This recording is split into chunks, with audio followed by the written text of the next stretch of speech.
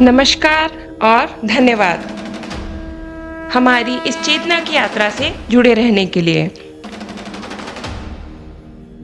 तक की यात्रा में हमने जाना कि कैसे नकारात्मक शक्तियों ने ब्रह्मांड के संतुलन को बिगाड़ने के लिए स्त्री चेतना को निशाना बनाया। सतयुग से कलयुग तक, पहले पृथ्वी पर, फिर समाज में, फिर परिवारों में और अब हमारे मन मस्तिष्क में।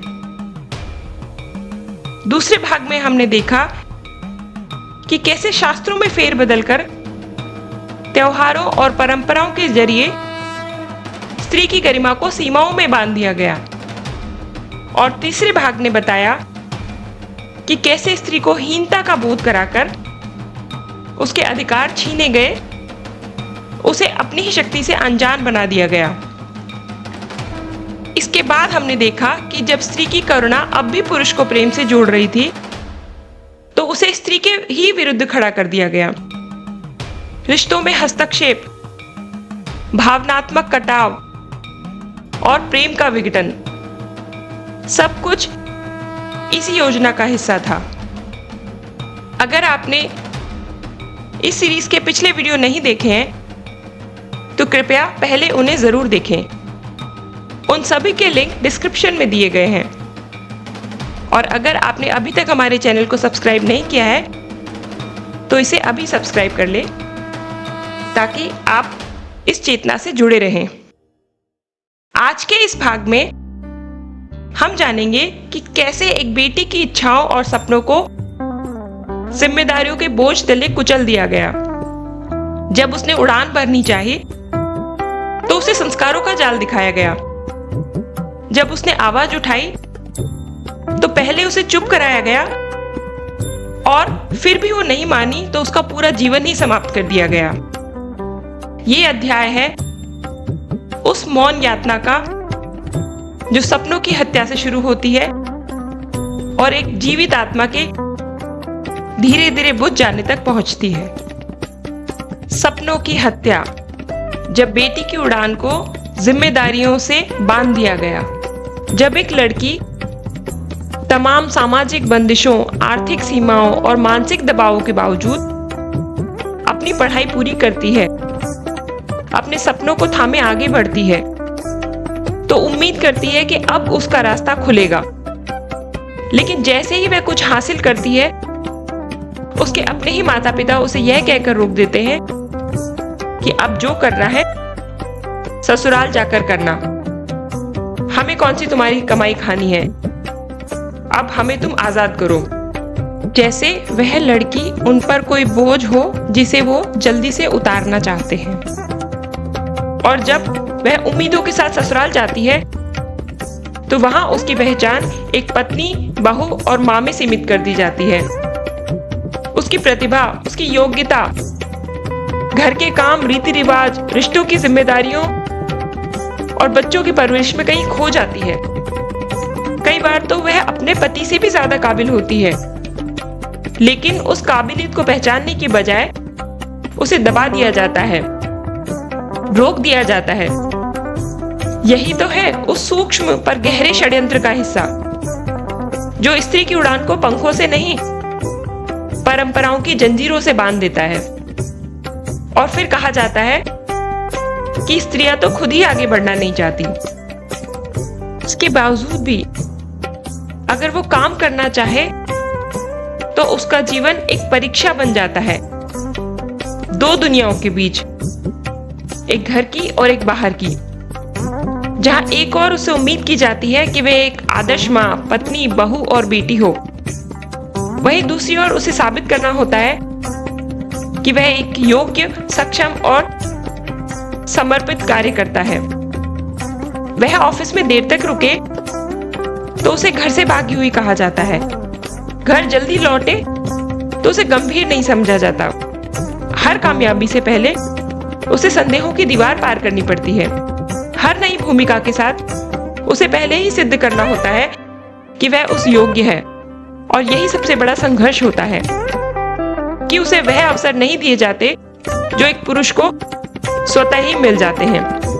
उसके संघर्ष की शुरुआत सुबह की रसोई से होती है और देर रात तक लैपटॉप की स्क्रीन पर खत्म होती है। उसके पास ना आराम का समय होता है और ना शिकायत की जगह। फिर भी वह मुस्कुराती है, फिर भी वह अपने सपनों से समझौता नहीं करती, क्योंकि वह जानती है कि जो स्त्रियां संघर्ष से नहीं डरती वही इतिहास बदलती हैं। उनकी उड़ान थोड़ी देर से होती है, पर जब होती है तो सिर्फ एक छत नहीं, पूरा आकाश पार कर जाती है। जब एक स्त्री सपने देखती है तो उसका हर सपना संघर्ष बन जाता है। आज की दुनिया में अगर कोई स्त्री सभी सामाजिक बंधनों और मानसिक अवरोधों को पार करके अपने घर की चारदीवारी से बाहर निकलकर काम करने लगती है, तो यही समाज जो महिला सशक्तिकरण की बात करता है, सबसे पहले उसी की राह में कांटे बिछाने लगता है। एक तरफ उसे दोहरी जिम्मेदारियों का बोझ उठाना पड़ता है, घर, बच्चे, बूढ़े और दफ्तर, और दूसरी तरफ हर मोड़ पर उसे खुद को सिद्ध करना पड़ता है। उसकी मेहनत, प्रतिभा और नेतृत्व क्षमता को लगातार संदेह की निगाहों से देखा जाता है। जब वह अपने क्षेत्र में आगे बढ़ती है तो उसकी योग्यता पर नहीं, उसकी नजदीकियों पर चर्चा होती है। कहा जाता है कि जरूर किसी को खुश करके आई होगी। उसकी पदोन्नति पर सवाल उठते हैं, उसकी मुस्कान को सिग्नल समझा जाता है और उसकी खामोशी को घमंड। जबकि वही चीजें यदि कोई पुरुष करे तो उसे आत्मविश्वास और नेतृत्व के गुण कहकर सराहा जाता है। एक पुरुष जब पिता बनता है तो उसे जिम्मेदार और स्थिर कहा जाता है, लेकिन जब कोई स्त्री मां बनती है तो वही मातृत्व उसके करियर के लिए बाधा बन जाता है। ऑफिस में निर्णय लेने से पहले पूछा जाता है कि आपके तो छोटे बच्चे हैं ना, ये प्रोजेक्ट आप कैसे संभालेंगी? यानी अवसर देने से पहले ही उस पर अविश्वास कर लिया जाता है। और यदि अगर एक स्त्री नेतृत्व के पद पर पहुंच जाए और उसे कुशलता से संभालने लगे तो फिर उसे बॉसी, अहंकारी कहा जाता है। और यदि वे शांत और सौम्य है तो उसे कमजोर कहकर नजरअंदाज किया जाता है। उसका हर कदम आलोचना से भरा होता है। उसकी ड्राइविंग पर, उसकी आवाज पर, उसकी तकनीकी समझ पर, हर बात पर प्रश्न चिन्ह लगा दिया जाता है। सबसे पीड़ादायक बात यह होती है कि उसे बार बार यह एहसास दिलाया जाता है कि वह अपने घर और बच्चों के साथ न्याय नहीं कर रही, और दूसरी तरफ उसे बताया जाता है कि अगर वह सच में आगे बढ़ना चाहती है तो उसे अपने मातृत्व को त्यागना होगा, अपने परिवार को इग्नोर करना होगा। यानी कामकाजी स्त्री होने की कीमत उसे अपने अस्तित्व के हर हिस्से को चीरकर चुकानी होती है। हर दिन एक खिंचाव, एक युद्ध उसके भीतर होता है, और जब वो अपने पति या परिवार से थोड़ा सा सहयोग मांगती है, थोड़ी सी समझदारी, थोड़ी सी राहत की उम्मीद करती है, तो उसे ये कहकर टाल दिया जाता है कि ये तुम्हारा काम है, हमारा नहीं। और जब वो थक कर तनाव में आकर शांत ना रह पाए, अपनी आवाज उठाए, तो तुरंत कह दिया जाता है कि तुम बहुत बदतमीज हो, ओवर रिएक्ट करती हो, तुम में जरा भी संस्कार नहीं है, तुमसे ये सब नहीं होगा, छोड़ दो तुम। उसके गुस्से को, उसके दर्द को, उसकी सच्ची भावना को कमजोरी कहकर खारिज कर दिया जाता है, जैसे एक औरत होना ही उसकी सबसे बड़ी गलती हो। लेकिन सच तो यह है कि कामकाजी स्त्रियां सिर्फ काम नहीं करती, वे हर दिन एक सामाजिक युद्ध लड़ती हैं, हर दिन खुद को सिद्ध करती हैं, हर दिन वह यह साबित करती हैं कि स्त्री होना कभी कमजोरी नहीं था, यह तो सृष्टि के हर संघर्ष में खड़ी एक मौन क्रांति है। जब स्त्री ने आवाज उठाई तो उसके संस्कारों पर सवाल उठे। बचपन से ही लड़कियों को सिखाया जाता है, धीरे बोलो, शांति से बोलो, ऊंची आवाज में बात मत करो। उन्हें बताया जाता है कि एक अच्छी लड़की, एक संस्कारी लड़की वह होती है जो शांत रहे, चुप रहे और सिर झुकाकर जिए। जबकि लड़कों के ऊपर ऐसा कोई प्रतिबंध नहीं होता, उन्हें हर तरह की आजादी होती है। और जब वही लड़की किसी दिन अपनी आत्मा की आवाज सुनती है और अपने ऊपर हो रहे अन्याय के खिलाफ खड़ी होती है तो समाज उसे बदतमीज, जिद्दी और असभ्य कहकर उसकी आवाज को फिर से दबाने की कोशिश करता है।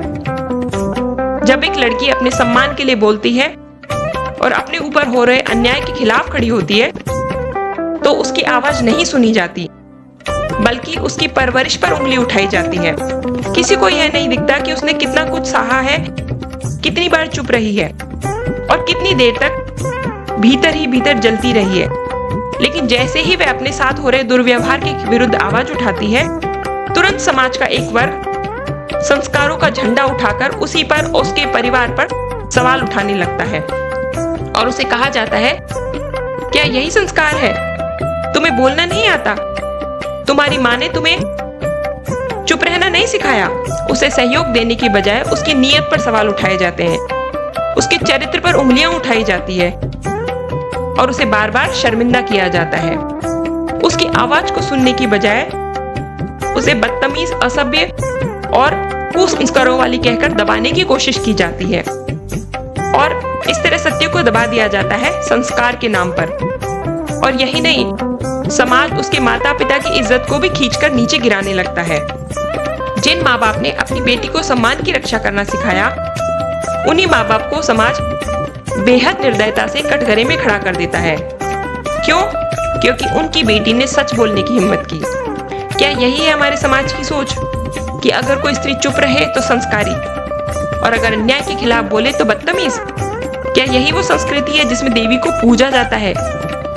लेकिन जब वही देवी अपनी रक्षा करने खड़ी होती है तो उसे अपने ही चरित्र का प्रमाण देना पड़ता है। जब उसने विरोध किया तो उसका जीवन समाप्त कर दिया गया। जब कोई स्त्री अन्याय के खिलाफ बोलती है, अपने ऊपर हो रहे अत्याचार, हिंसा या अपमान का प्रतिरोध करती है, तो उसे सम्मान देने के बजाय सबक सिखाने की योजना बनाई जाती है। उसे प्रताड़ित किया जाता है उसके ही घर में। उसे अपने पति और उसके परिवार से भावनात्मक रूप से काट दिया जाता है। उसे इग्नोर किया जाता है। घर की बातों से बेदखल कर दिया जाता है। उससे बात नहीं की जाती, उसे पराया फील कराया जाता है और उसके प्रेम को उसी के खिलाफ हथियार की तरह इस्तेमाल किया जाता है। और फिर जब धीरे धीरे बात बढ़ती है तो वह शारीरिक हिंसा का शिकार बनने लगती है। उसे मारा जाता है, उसके चरित्र और संस्कारों पर वार किए जाते हैं। उसे बार बार यह जताया जाता है कि वह अयोग्य है। कभी कभी उसे परंपराओं की दीवार में दबा दिया जाता है तो कभी दहेज के नाम पर जला दिया जाता है। और जहां ये सब ना हो पाए, वहां उसे इस कदर मानसिक रूप से तोड़ा जाता है कि अकेलेपन में वह खुद ही अपनी सांसें खत्म कर देती है। और फिर समाज कहता है, कमजोर थी, टूट गई। बाकी और भी तो स्त्रियां हैं जो ऐसी ही जिंदगी जी रही हैं, उसे क्या हुआ? पर कोई ये नहीं पूछता कि उसे तोड़ा किसने? किसने उसे इतना अकेला कर दिया कि उसे मौत आसान लगने लगी? वो एक मासूम सी लड़की जो बस प्रेम चाहती थी, इंसाफ चाहती थी, जो बस अपना थोड़ा सा सम्मान चाहती थी और अपना जीवन जीना चाहती थी, उसे इतना नीचा दिखाया गया, इतना अपमानित किया गया और अकेला छोड़ा गया कि वह चुपचाप सबको छोड़कर चली गई। एक स्त्री के जीवन में पुरुष ऊर्जा कई रूपों में आती है, कभी पिता बनकर, कभी भाई बनकर, तो कभी पति बनकर। ये सभी उसके जीवन के स्तंभ होते हैं जो उसकी दुनिया को अर्थ और सुरक्षा देते हैं। लेकिन जब ये स्तंभ एक एक करके गिरने लगते हैं तो वह स्त्री अकेली नहीं टूटती, उसके साथ पूरे समाज की आत्मा दरक जाती है। पिता जो उसका जनक था, जिसने उसे जीवन देना था, सहारा बनना था, उसने या तो उसे पैदा होते ही मार दिया या फिर बचपन में ही बोझ समझकर उसे उस अंधे कुएं में फेंक दिया जिसे दुनिया ससुराल कहती है। भाई जो बचपन का साथी था, जिसे उसका सहायक बनना था, वही भाई कभी तुलना करता रहा तो कभी उसे नीचा दिखाता रहा और कभी उसे केवल एक लेन देन की जिम्मेदारी समझकर उस पर चुप रहने और सहने का दबाव डालता रहा। और फिर आता है पति, जिसके नाम पर वह अपने माँ बाप, अपना मायका छोड़ती है, अपनी पहचान मिटाती है और अपने सारे रिश्ते पीछे छोड़ देती है। पर जब उसे सबसे ज्यादा सहारे की जरूरत थी, तभी वही पति कहता है, यह तुम्हारा घर है और इसे तुम्हें ही निभाना है। वह उसे ससुराल की दीवारों में अकेला छोड़ देता है, जहां उसका शोषण होता है, अपमान होता है और उसकी आवाज दबा दी जाती है। और अंत में आता है बेटा। वह पुरुष जब एक बेटे के रूप में बड़ा होता है तो उन्हीं संस्कारों के साथ बढ़ता है जिनमें स्त्री सम्मान के लिए कोई जगह ही नहीं होती। जब वह देखता है कि उसके अपने घर में उसकी माँ की कोई बात नहीं मानी जाती, उसकी राय का कोई महत्व नहीं है, तो वही सोच उसके भीतर गहराई से जम जाती है। ऐसा बेटा बड़ा होकर ना सिर्फ अपनी पत्नी और बेटियों के साथ उसी असम्मान को दोहराता है, बल्कि कई बार बुढ़ापे में अपनी माँ को भी अकेला छोड़ देता है, क्योंकि उसने बचपन से सीखा ही नहीं कि स्त्री का सम्मान करना, उसे बराबरी देना और उसके अस्तित्व को महत्व देना क्यों जरूरी है। और इस तरह जिस स्त्री को इन स्तंभों के सहारे अपने जीवन का घर बनाना था, उसे इन्हीं के गिर जाने से अकेले ध्वस्त और बेसहारा छोड़ दिया जाता है। यह केवल एक स्त्री की पीड़ा नहीं है, यह उस पूरी चेतना का पतन है जिस पर समाज की नींव टिकी होती है। अब अगली और अंतिम कड़ी में हम जानेंगे कि कैसे जब हर दिशा से अंधकार घना हो गया तो एक चुप सी चिंगारी स्त्री के भीतर उठी। एक चिंगारी विद्रोह की नहीं, जागरण की। कैसे उसकी चेतना फिर से हिलोरे लेने लगी, कैसे उसने भीतर की आवाज को सुना और कैसे उस मौन सहने वाली स्त्री ने अब सच बोलना शुरू किया। यह अंतिम अध्याय होगा आशा का, प्रकाश का और पुनर्संतुलन का, जब स्त्री और पुरुष फिर से एक दिव्य संतुलन की ओर लौटने की शुरुआत करेंगे, जहां प्रेम नियंत्रण नहीं बल्कि चेतना की पूर्ण अभिव्यक्ति होगा। अगर इस वीडियो ने आपके दिल को छुआ है, अगर इसमें आपने अपनी या किसी अपने की झलक देखी है, अगर कहीं न कहीं यह आपके दिल की बात बोलता है, तो कृपया अपने अनुभव कमेंट सेक्शन में हमसे साझा करें। इस वीडियो को लाइक करें और इस जरूरी संदेश को अपने मित्रों और परिवार के साथ शेयर करें। और यदि अब तक आपने हमारा चैनल सब्सक्राइब नहीं किया है तो जरूर सब्सक्राइब करें, ताकि इस चेतना की क्रांति में आप भी सहभागी बन सकें। क्योंकि जब चेतना एकजुट होती है तभी बदलाव संभव होता है और तभी युग परिवर्तन होता है।